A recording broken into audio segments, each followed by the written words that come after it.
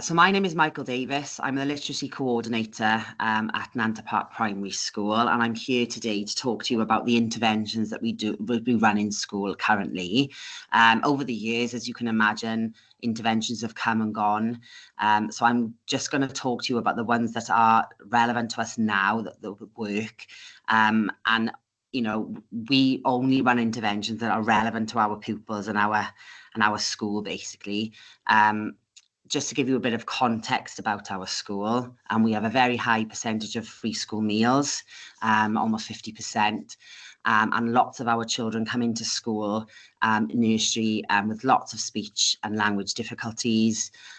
So lots of our interventions are around oracy and early interventions to ensure that the children are able to understand, and also to, attention and listening skills are a big thing as well at our school early on. So I'm going to talk to you a little bit about all of the interventions, and I'm going to start with the COMET checklist and blank levelling that we do at our school. So currently, our PS1 phase, so our nursery reception, use the enabling pathways, and they work very closely with each other. So it's really important that our nursery reception classes mirror each other, and lots of work is done on developing oracy and attention and listening skills and sort of oracy skills lower down. So that's why that in our nursery and reception provision, there's lots of observations, lots of free flow, indoors and outdoors, adults as well, enabling adults to sort of encourage talk and to ensure that children are talking in the areas. So in our reception setting, building upon the effective practices established in the nursery setting, the school has designed an environment and curriculum that seamlessly supports the transition to reception. So like I said, the provision prioritises purposeful and accessible resources, practical learning opportunities and approaches, and to underpin the reliable, and we also and are underpinned by the reliable assessment tools. So the assessment tools that we use are things like the test of abstract language comprehension, the TALC, and the COMET toolkit as well. And this ensures is our approach and our practices are embedded into everyday practice rather than being treated as bolt-on or separate intervention. So our intervention basically for nursery reception are done constantly through our provision and the questioning that we use, and the children are grouped accordingly as well. So the reception class provision has been designed to mirror the nursery environment. It's very open planned, organised, minimal, lots, not very cluttered. The layout is designed so that it reduces overstimulation. We provide accessible resources that encourage independent learning and exploration. And the blank levelling assessments in the autumn term are completed in order so that the children can be grouped in accordingly. So things like, so we have a group as well for attention and listening as well. So if the children are not ready to sit or listen or to actively engage in listening, they're a separate group as well. So then our questioning is sort of tweaked and targeted to that specific group. So like I said, emphasis on practical and hands-on learning opportunities that align with the initial teacher training principles. And also we engage and collaborate with many multi-agency stakeholders such as CAS and the local authority, and we always gain advice and support from them as well in terms of our pupils who come in with low baselines. So yes, so lots of work is done in terms of questioning with the children as well. So the different levels of question that we ask the children, that's all done as part of the COMET checklist. So we only ask the children the questions, and they basically set for their ability level and their level. And what we do as well is those groupings are fluid. So the tests are repeated throughout the year when we feel that the children are making progress. And when the children make progress, if they are then moving on to the next sort of blank levelling type style questions, we will move them groups. And our monitoring systems are robust in our school. The progress is tracked throughout the year. We have regular progress meetings with our assessment lead, which links to our performance management. So staff are aware of where the children should be in order to, sort of assess them and put them into any intervention groups. So that's basically what we do lower down in nursery reception. So very much focus on oracy and the understanding and language. And then moving on from that, then when the children start in reception, they start the phonics. So we do Sounds Right phonics at our school, Sounds Right. And then children then are assessed and tested. The diagnosis test is completed termly from reception.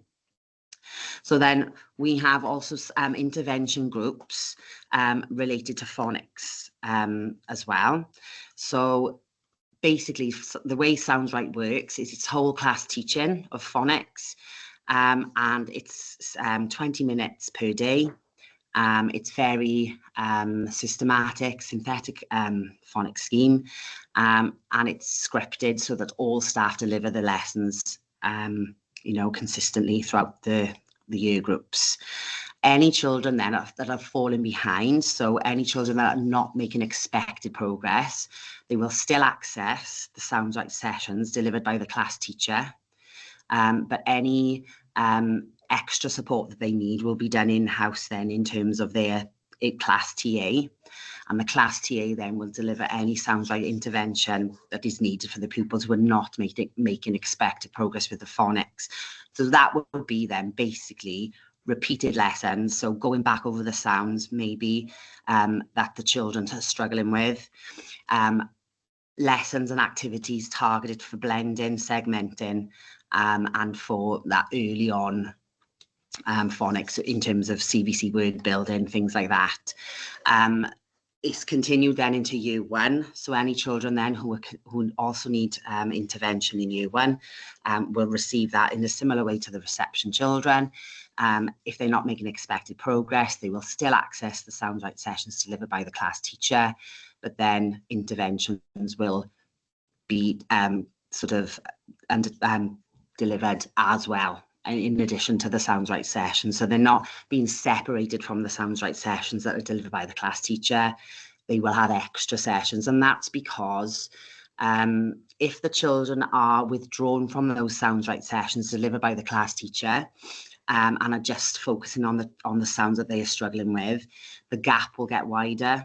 So the aim is to sort of have extra intervention to keep them up rather than withdraw them and then the gap get wider. Then we want to expose them to the new sounds, the new concepts, the new skills. So, moving on to more difficult words, but we realise that they're not making that progress as much as the other children, hence why they have an extra Sounds Right and phonics sessions. So then that will continue then into year three. Sounds Right is only sort of designed to be taught up until the end of year two. But in our school, we actually do a direct teaching of Sounds Right in year three as well. And Sounds Right intervention is continued into year two and to year three. In terms of PS3 then, Sounds Right isn't delivered as a session daily, but there are Sounds Right interventions going on for the children who need it. So sort of plug in the gaps. What we found when we introduced Sounds Right initially was when we started doing the diagnostic testing of phonics and blending and segmenting and things like that, we realised that lots of our children who were fluent readers can sometimes come out as a level 30. They were actually reading, but it was more sight vocabulary. So lots of them could read, quite a challenging text, but most of the words that they were reading, or most of the text that they were reading, it was all based on sight vocabulary rather than the phonics. So when it came to segmenting and blending, those children were unable to do it. So that's why the diagnostic testing was really important for us, because we were able to identify where the children needed help with, at what the children needed help with and where to go with them. So intervention is done in PS3 for those children who needed to go back over the phonics and to plug the gaps. It's also part of the lessons as well that the staff deliver, and all of our spelling and spelling lists and things that go home are based on the Sounds Right scheme, and particularly in PS3, lots of work is done with the polysyllabic words. So lots of breaking down the word, breaking down the sounds. That is taught as part of their sort of spelling lessons, but then the spellings then are directly taken from Sounds Right. So that's what happens higher up then in terms of the phonics. Moving on then, we have a lot of children who are behind with their reading, and I know this is quite a common theme amongst schools at the moment. So lots of our intervention are based around reading. So as well as the phonics, the Sounds Right interventions we also have a guided group reading intervention taking place, and individual reading. So we have class TAs who are off task in the afternoons, who withdraw children from classes to give them that extra guided group reading sessions and individual reading. And this is not necessarily for the children who are low ability or behind. Sometimes it can be for the children who just need that extra push, and with that extra support or extra reading sessions they receive, can actually progress faster and to sort of, go above and beyond expected levels. And it's also targeted for the more able and talented pupils as well, so that lots of questioning is done throughout the guided group reading sessions, so that the children are reading for understanding and answering those higher order questions. So it's not necessarily for the children who are behind all the time, where the Sounds Right obviously is, but the guided group reading, the individual reading that we do, is targeted basically based on what the class teacher thinks who needs that extra support. And that's decided as well with conversations with the assessment coordinator, and we have regular termly meetings with them as well to talk about our children and to talk about their progress. And any groupings like that are decided not in isolation, but there are discussions based around who to put in the interventions. So we find that really, really works. And it has worked wonders with certain pupils in terms of, just having an extra reading session a week can really make a difference. Lots of our children don't read at home. So we do offer a reading club as well in the lunch times. So every day in the library, different TAs open the library up, so any pupils can access, either if they want to read for pleasure, or they can come in there or listen to the teaching assistant read books to them, or if they wanted to get their guided group reading book or their individual reading book, they can come in. We also have accelerated reader, so if any child has finished their reading book, they can come in and take the AR, the accelerated reader quiz, following that. And then lastly, the last sort of intervention that we currently offer pupils is Literacy Junction, and this was sort of discussed and agreed as a cluster. So the St Kenneth cluster had training on this. We had an inset day where all teaching assistants were trained on Literacy Junction. And Literacy Junction is basically part of his precision teaching, lots of repetition, and it's targeted, for literacy in terms of spelling, writing, phonics, grammar. It's broken down into different sections, and it needs to be taught 20 minutes per day, every day.